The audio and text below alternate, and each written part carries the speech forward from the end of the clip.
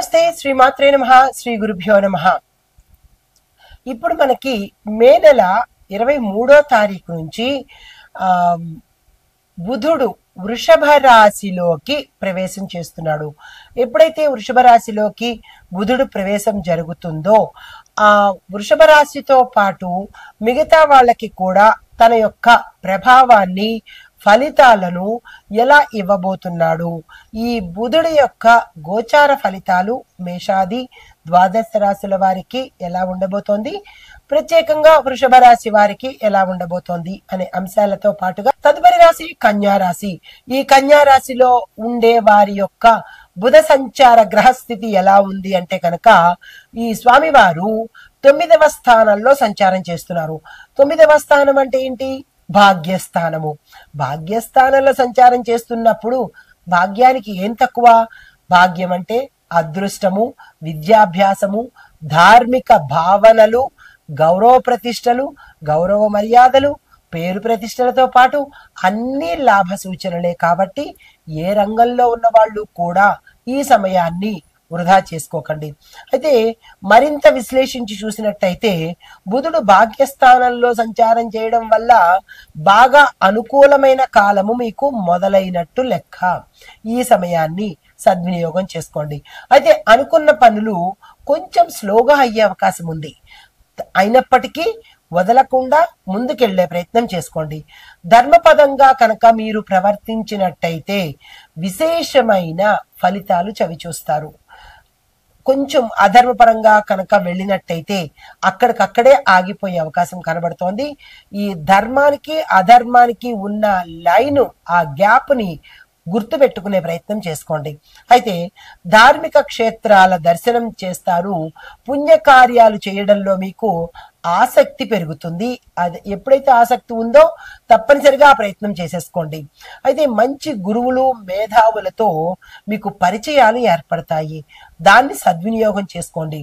మీకు గైడెన్స్ ఏదైనా కావాలి, నాకు ఒక మార్గదర్శనం కావాలి అని గతంలో మీరు అనుకున్నట్టయితే కనుక అది ఇప్పుడు లభించే అవకాశం కనబడుతోంది. పూర్వజన్మ ఫలితంగా కొన్ని ఆశ్చర్యకరమైన సంఘటనలు మీకు కలుగుతాయి. అది మీరు ఎక్స్పెక్ట్ చెయ్యరు. అది మీ గత జన్మ తాలూకా ఫలితములో whether it is good or bad, ఆ ఫలితాలు ఇప్పుడు మీకు ఆశ్చర్యాన్ని కలిగించే కొన్ని సంఘటనలు మీ జీవితంలో జరుగుతాయి. మరీ ముఖ్యంగా విద్య, ఉద్యోగ, ప్రయాణాల విషయాల్లో ఈ మార్పులు జరిగే అవకాశం కనబడుతోంది. అవి మీరు రికగ్నైజ్ చేసే, అంటే గుర్తెరిగే విషయాన్ని పెట్టుకోండి. అంటే మీరు దాన్ని గమనించే ప్రయత్నం చూసుకోండి. తర్వాత తండ్రి యొక్క ఆరోగ్యము గతంలో ఏదైనా ఇబ్బంది కలిగి ఉంటే కొంచెం ఇప్పుడు మెరుగవుతుంది.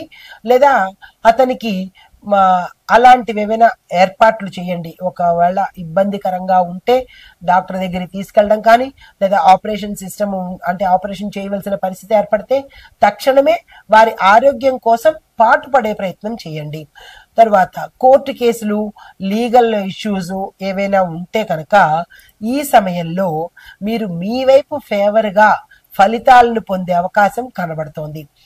కొన్నాళ్లుగా మరుగున పడిపోయి కొన్నాళ్లుగా అలాగా సాగుతూ ఉంటే కోర్టు కేసులు కానీ, లీగల్ ఇష్యూస్ కానీ, ఇప్పుడు ఈ సమయంలో బుధ సంచార సమయంలో అవి ఒక డెసిషన్కి వచ్చేసి, అంటే ఒక తీర్పు మీ పక్షాన వచ్చేటట్టుగా కనబడుతోంది. అయితే విద్యార్థులకు ప్రత్యేకంగా చెప్పదగినది ఏంటంటే ఇది మీకు చాలా మంచి సమయము. హైయర్ ఎడ్యుకేషన్ కావచ్చు, లిటరేచర్ వైపు కావచ్చు, లేదా లా, ఫిలాసఫీ ఇలాంటి విషయాలు సబ్జెక్టులు చదివే వారికి బుధగ్రహం యొక్క అనుగ్రహము ఈ సమయంలో పుష్కలంగా ఉండబోతోంది. ఇలా చదివేవారు అస్సలు వృధా చేసుకోకండి. అయితే చదువులో మీరు అటెన్షన్ పెంచుకోగలుగుతారు. దీంతో పాటు అబ్రాడ్ కు అడ్మిషన్స్ కి అప్లై చేసుకోవాలి అంటే కనుక ఈ సమయము చాలా అత్యున్నతమైన సమయము. వృధా చేసుకోకండి. మరీ ప్రత్యేకంగా విద్యార్థుల కోసం ఎందుకు చెప్పాను అంటే మీ కెరియర్ పరంగా మీరు ఉన్నత స్థాయికి వెళ్ళాలి అని వీరి కోసం ప్రత్యేకంగా ఇది చెప్తున్నాను. ఏ స్టూడెంట్ నిర్లక్ష్యం చేయకండి. తర్వాత మీకు కొన్ని శుభ సూచనలు అంటే సలహాలు ఇస్తున్నాను. శ్రద్ధగా స్టూడెంట్స్ కి శ్రద్ధగా గురువులను ఫాలో అవ్వండి. గురు సేవ చేసుకునే అవకాశం ఉన్న వాళ్ళు తప్పనిసరిగా చేసుకోండి. అయితే ఈ రాశిలో విద్యార్థులు తప్ప మిగతా వాళ్ళు బుధుడికి తులసి వనంలో దీపం వెలిగించండి. అంటే బుధ ఆలయంలో కానీ లేదా బుధవారం రోజు మీ ఇంటి ఆవరణలో కానీ తులసి మాత దగ్గర దీపం ఉంచే ప్రయత్నం తప్పనిసరిగా చేసుకోండి. దీంతో పాటు ఒక చిన్ని మంత్రాన్ని కూడా ఇస్తున్నాను, దాన్ని కూడా చదువుకుంటే మరిన్ని సానుకూలమైన ఫలితాలు పొందుతారు. ఓం ఉద్ధ భగవతే బుధాయ నమః. ఉద్ధ, బుద్ధ కాదు, వు వియు, ఓకేనా? ఓం ఉద్ధ భగవతే బుధాయ నమః.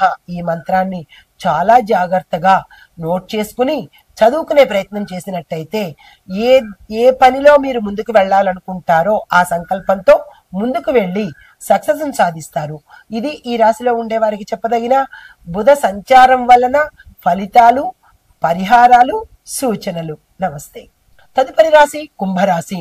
ఈ కుంభరాశిలో బుధుడు 4వ స్థానంలో సంచారం చేస్తున్నాడు. 4వ స్థానం అంటే భోగభాగ్యాలు, సుఖ సంతోషాలు ఇలాంటి స్థానం అన్నమాట.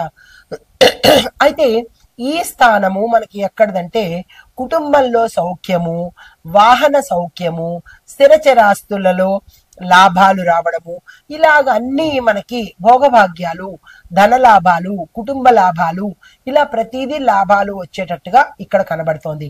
మరింత విశ్లేషణగా చూసినట్టయితే కనుక బుధుడు సుఖస్థానంలో ఉండడం వల్ల కుటుంబంలో సౌఖ్యం ఉంటుంది.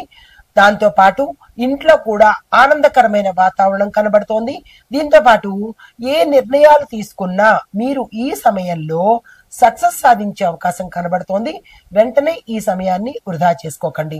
అయితే స్థిరచరాస్తుల కొనుగోళ్ల విషయంలోనూ, ఇల్లు మార్పిడి విషయంలోనూ, వాహన యోగం విషయంలోనూ ఇవి మీకు చాలా అనుకూలంగా ఉండబోతున్నాయి. దానికి సంబంధించిన అంటే ఇల్లు వాకిలు కొనుక్కోవడం కానీ, వస్తు వాహనాలు కొనుక్కోవడం కానీ, ఇలాంటివి స్థిరచరాస్తులు కొనుక్కోవడం కానీ ఇలాంటి వాటికి ఈ సమయము అనుకూలంగా ఉంది. దానికి సంబంధించినటువంటి ప్రణాళికలు వేసుకోండి. తల్లి యొక్క ఆరోగ్యము గతంలో ఇబ్బంది ఉంటే అది ఇప్పుడు మెరుగయ్యే అవకాశం కనబడుతోంది. నూతన గృహ నిర్మాణాలు కానీ లేదా ఇంటి డెకరేషన్ కానీ ఇంటీరియర్స్ లో మార్పు చేర్పులు చేసుకోవాలన్నా ఈ సమయము చక్కని సమయము. ఆ ప్రయత్నాలు చేసుకోండి. ఉద్యోగ విషయాల్లో గతంలో మీకు ఏమైనా టెన్షన్స్ ఉంటే అవి తగ్గిపోయి సానుకూలంగా ఉండే అవకాశం కూడా ఈ సమయంలో కనబడుతోంది. అయితే కొంతమందికి వర్క్ ఫ్రమ్ హోమ్ అంటే ఇంటి నుంచి పని చేసేందుకు అవకాశాలు కానీ లేదా గతంలో మీరు ఏదైనా అప్లై చేసుకుంటే ఇప్పుడు మీకు యాక్సెప్ట్ చేసి అది మీకు వచ్చేటట్టుగా ఈ సమయంలో కనబడుతోంది. ఇప్పుడు విద్యార్థులకు చూసుకున్నట్టయితే కనుక చదువులో మీకు ఏకాగ్రత పెరుగుతుంది. దీనితో పాటు మీరు కంబైన్ స్టడీ చేయడం కానీ లేదా ఆన్లైన్ లో మీ యొక్క డౌట్స్ క్లారిఫై చేసుకోవడం కానీ ఇలాంటి ప్రయత్నాలు ఏవైనా స్టూడెంట్స్ చేస్తే కనుక వాళ్ళకి ఇది అనుకూలమైన సమయము.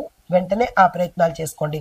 అదే మీకు చెప్పదగిన సూచనలు ఏంటంటే బుధవారం రోజు మీ తల్లి గారికి ఎక్కువగా ఫేవర్ గా ఉండేటట్టుగా ఉండండి. అంటే ఎంత బయట మీరు ఇది చేసుకున్నా, బయట పనులతో ఇబ్బందిగా ఉన్నా, టైం లేకపోయినా ప్రత్యేకంగా బుధవారం రోజు మీ తల్లితో ఎక్కువ సమయాన్ని గడిపే ప్రయత్నం చేసుకోండి.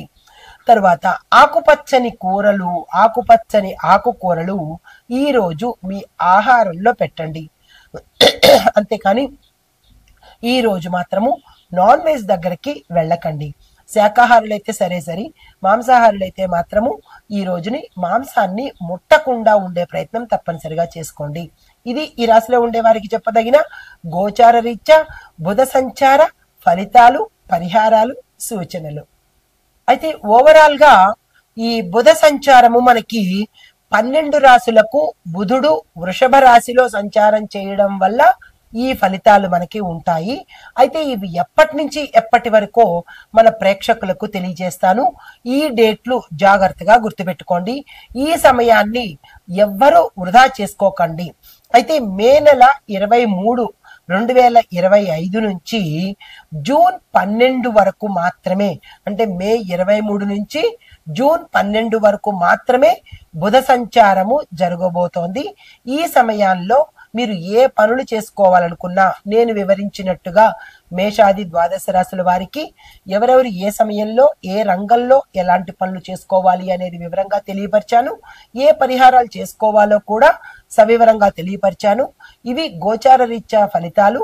వాటిని అనుసరించి మీరు ఈ ఫలితాలను పొందాలి అని కోరుకుంటూ నమస్తే.